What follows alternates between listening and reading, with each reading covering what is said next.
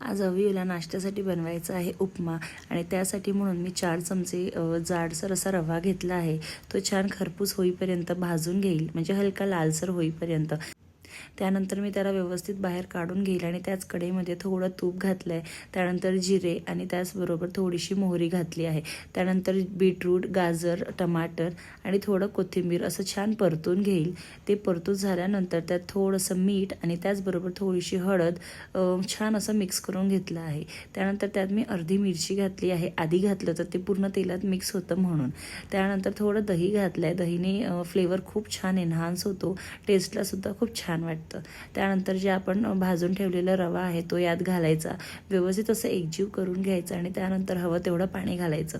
तुमच्या बाळांना जर गाढा आवडत असेल तर तुम्ही ते गाढा सुद्धा करू शकता, पण अवीला पातळ असा उपमा आवडतो म्हणून मी असा पातळ कन्सिस्टन्सीचा उपमा केलाय। यात हवं तर तुम्ही बटाटा सुद्धा घालू शकता। आज मी बटाटा नाही घातलाय, साधंच बनवलाय। त्यानंतर अवी उठला होता, त्याला छान खूप सारा लाड केला आणि त्यानंतर तो थोडा फ्रेश झाला होता आणि त्यानंतर त्याला मी नाश्ता भरवायला घेतलं। त्याने सुद्धा उपमा खूप एन्जॉय केला। कलरफुल गोष्टी तसंही मुलांना आवडत असतात, तुम्ही सुद्धा नक्की ट्राय करा।